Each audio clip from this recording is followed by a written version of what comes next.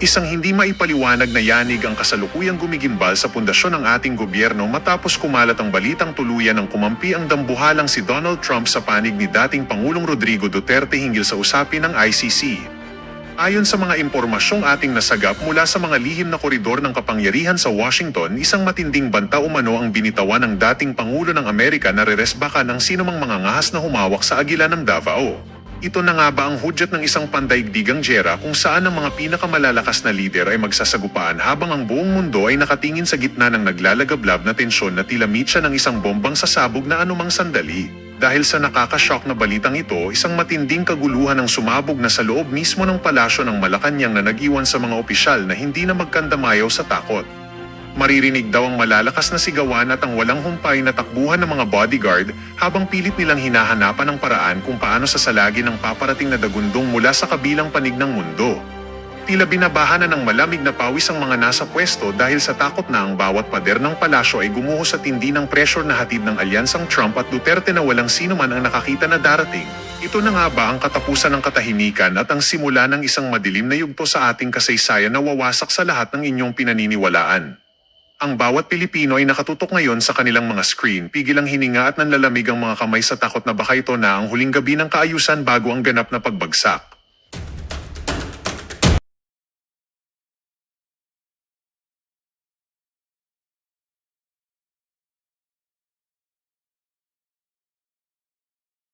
Di ba mga ka-reaction? Nakakahiya na po talaga itong si Bongbong Marcos. Hoy Bongbong Marcos, makinig ka! Nakakahiya ka na kung anong ginagawa mo sa mga kalaban mo, tinatapon-tapon mo kung saan sa ibang bansa. Hindi ba nagpapangsyon ang ating judicial system dito? Wala. Wala. Hindi na nagpapangsyon para ang gobyerno gano'n. Siyempre, kung hindi na nagpapangsyon itong bansang ito, ang gobyernong ito, at ang judiciary dito dahil tinatapon niya ang kanyang mga mamamayan, mga citizen niya sa ibang bansa. Asa na soberentiya natin? Tayo pa ba ay nasasakop ng ibang bansa? Hindi natin kayang usgahan? Hatulan dito sa Pilipinas si Bato de la Rosa? Ganon? Hoy, Bongbong Marcos, talagang gagawin po nila ang lahat-lahat para mailigaw tayo sa tunay na isyu ng taong bayan. Kagutuman, nakawan, puto. Grabe po yun, Lahat po in the theory space pa lang tayo. What we just... Halimbawa, dumating yung warrant of arrest, isusurrender na naman, i-extradite na naman, walang local court, wala. Kidnapping na naman ang mangyayari dyan. Hintayin nyo si VP Sara Duterte. in the Department of Justice just want to come out in the open and explain that there are two options available to the state under RA 9851, and that is extradition or surrender. Anong pagkakaiba ng extradition sa surrender pag binigay mo na sa kanila? Isa lang yun. Surrender yun. Grabe po yun ang mga kareaksyon na nangyayari sa ating bansa talaga, no? Extradition or surrender. Di ba? Ano nangyayari sa ating bansa? Pagkikalabit mo nga po yung katabi mo. Ano nangyayari sa bansa mo? Talagang ililigaw at ililigaw po tayo ng mga to. Yes, ma'am. Sir, can you, I'm Sandra Aguinaldo from GMA Second. Sir, can you clarify, are we saying that the arrest warrant is not yet confirmed? And also, sir, have you heard from Senator Bato, would surrender be in the works at the moment, sir? Yeah, we have not seen nor received any copy of this ICC warrant of arrest. We are just reacting to what we heard over the weekend and what has been circulating. Siyempre, yung may hawak ng DOJ, si Ombudsman Bonjing, di ba? Sinabi niya, siya yung nagpauna. Siya rin yung nagsabi noon na Interpol ang kukuha kay Pangulong Duterte. Matagal niya sinasabi yun, Interpol. Nagkatotoo nga. Di ba mga kareaksyon ngayon? Si Bato, ayan yan ang mangyayari. Online. As to the senators, to the good senator reaching out to us, also we have not received any, nor I don't think he will be making such a representation considering na wala pa. There's nothing to speak of, no ICC warrant. Palagay ko mga kareaksyon dito na magkakaalaman. Ako sa Pangulong Duterte, nagtimpi ang taong bayan. Nagtimpi tayo dahil ayaw nating bumagsak ang martial law. Nagtimpi ang sambayan ng Pilipino sa nangyari sa Pangulong Duterte. Dahil pinoprotektahan natin ang kapayapaan. Dahil alam naman natin ang kayang gawin ng mga Marcoses. Kaya nilang gawin lahat para hindi lang umalis sa kapangyarihan ng mga yan. Kaya po nilang gawin lahat sa mga Pilipino. Wala silang pakialam sa mga mahihirap. Wala nga silang pakialam sa Cebu ng kamatayan, libu-libu dyan mga kareaksyon. Yung mga nabaon sa lupa, malay pa natin kung ilan yung namatay dyan. Pero mga kareaksyon, itong mga Marcoses na ito, wala po silang pakialam sa mga Pilipino. Gagawin nila lahat para hindi umalis sa kapangyarihan, manatili sa kapangyarihan, at magnakaw na magnakaw. Di ba? O, tuloy po natin. Sir, Adrian Ayaling po, ABS-CBN. Sir, what's keeping the government from choosing yung surrender na option considering yun po yung ginawa last time? Bakit hindi po uulitin yung ginawa last time kay former President Duterte?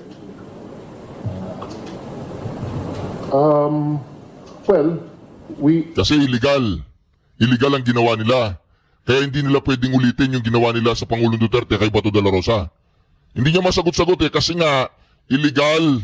The government, we are just one piece of the entire structure of government. So a lot of considerations would have to be taken.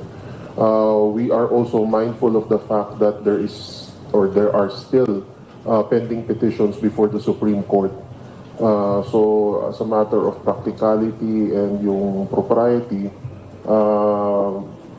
we may have to wait for the Supreme Court to decide on the issue because our position is that is the one being questioned by the camp of the former president. So yun, madaming mga kailangan timbangin, maraming kailangan na tingnan na aspeto from different angles. No?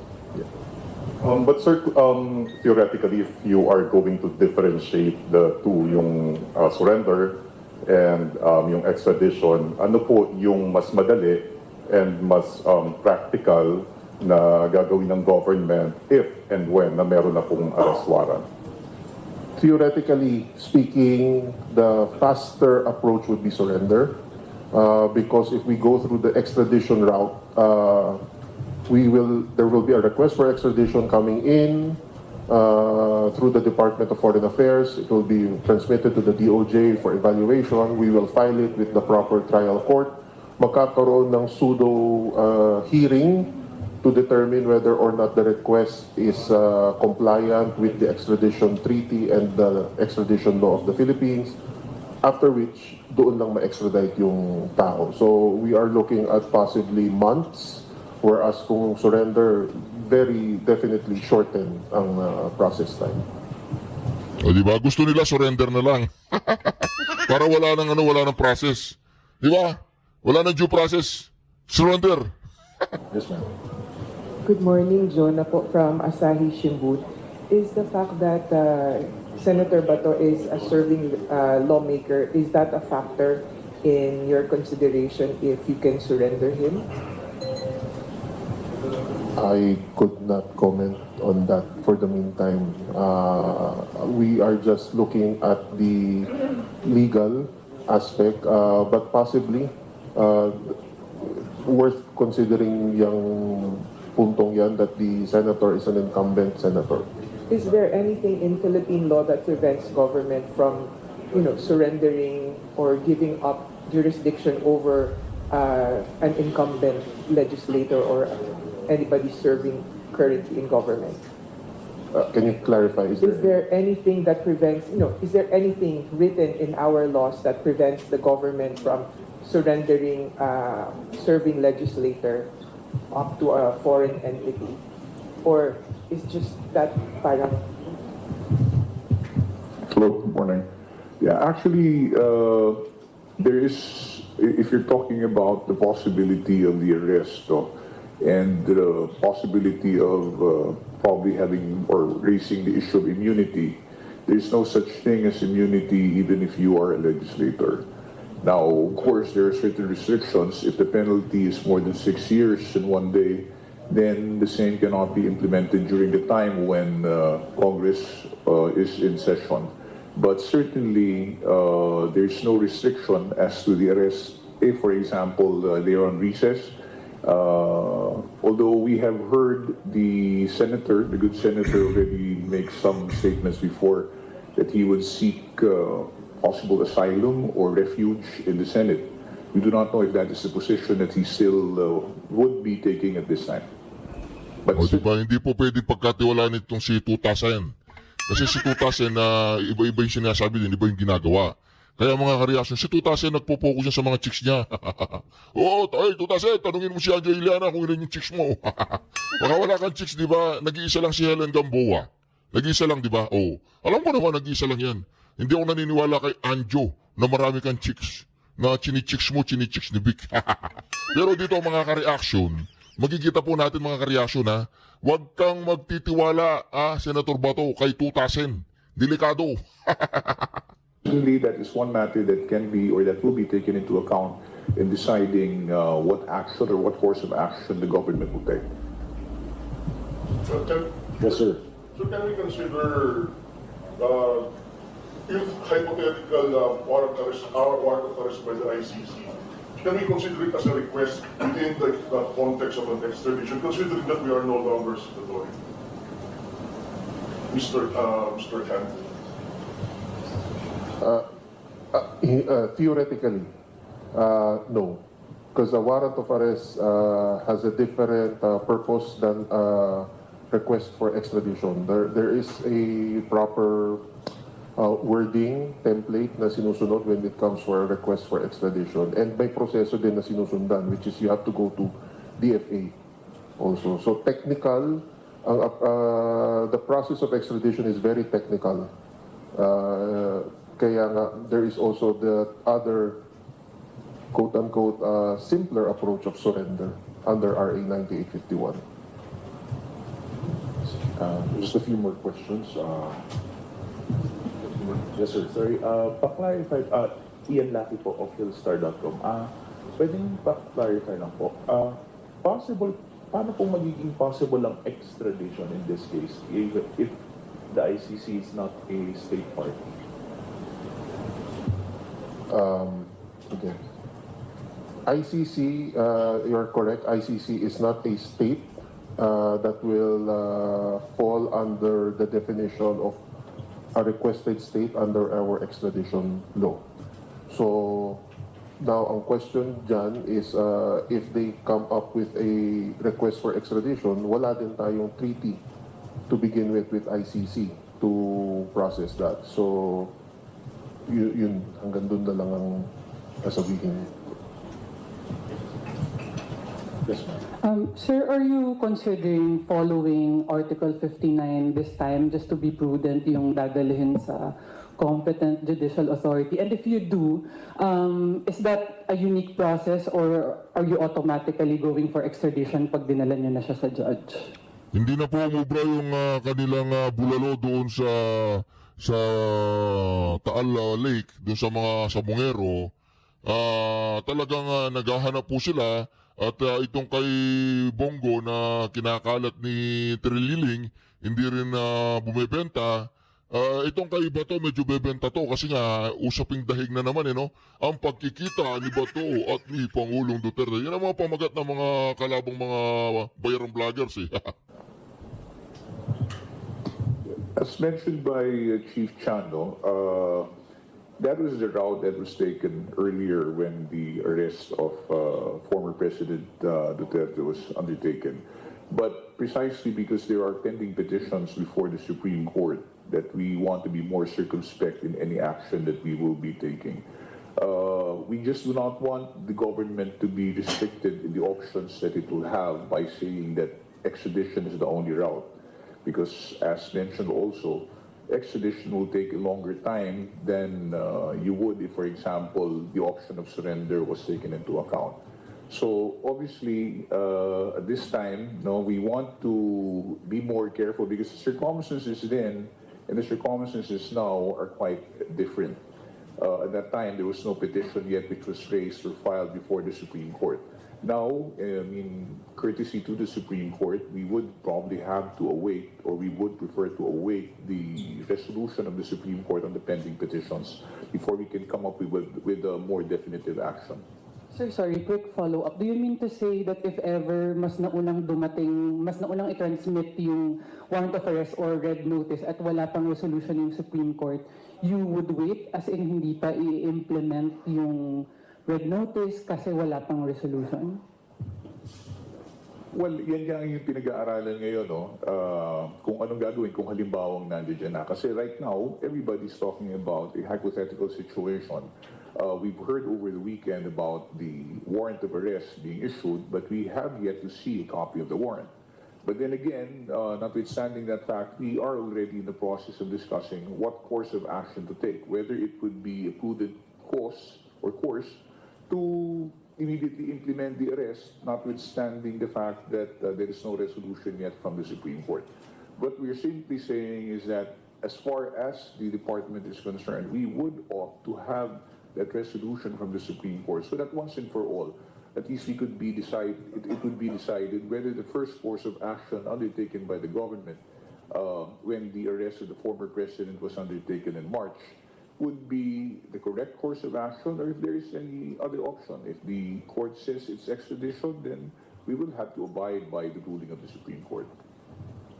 Hi sir, good morning po, Grant po from Bombo Radio. Sir, since we have information na nagsasabi na meron ng arrest warrant and yet we are saying na wala pa po. Sir, for the information of the public, kanino po ba dapat naming malaman or sa anong ahensya ng gobyerno namin malalaman kung meron ng arrest warrant na in-issue laban kay Senador Bato de la Rosa, sir?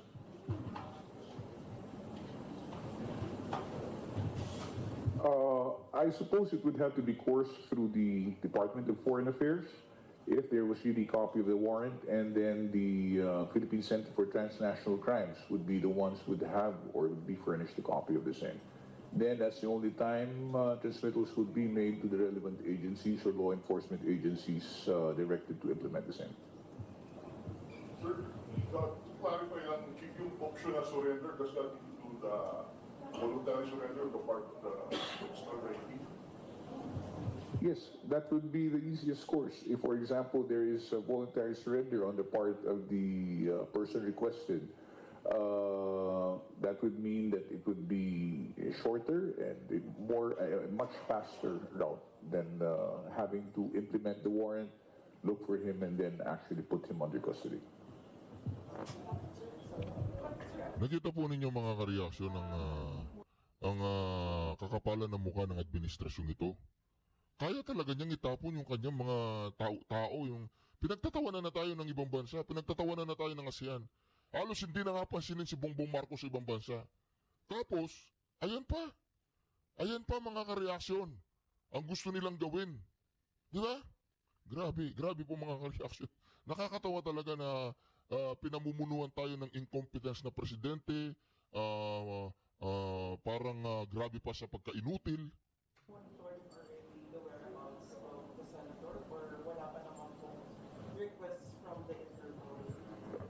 Right now, I don't think there is any request yet coming from the Interpol, and I don't think it would also be right for us to be monitoring the movements of Senator Bato, considering the fact that there is no warrant yet that we have seen. I think it would be best to wait for the warrant to be there and then take the necessary course of action after that. Palagay ko minomonitor na po nila si Bato de la Rosa. Pero ang masaklap dito, minomonitor din sila ni Bato de la Rosa. Nako. Palagay ko minomonitor po sila nila ni si Bato de la Rosa. At ang mahirap dito mga kareaksyon, minomonitor na rin sila ni Bato. Di ba?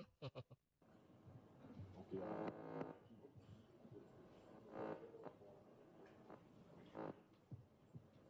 Any more questions?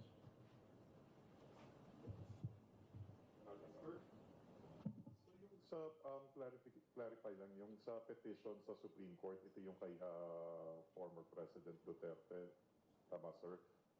Pero pag ganun ba sir, kasi yun nga, yung circumstances noon, yung arrest ni former President Duterte yung pinag-uusapan.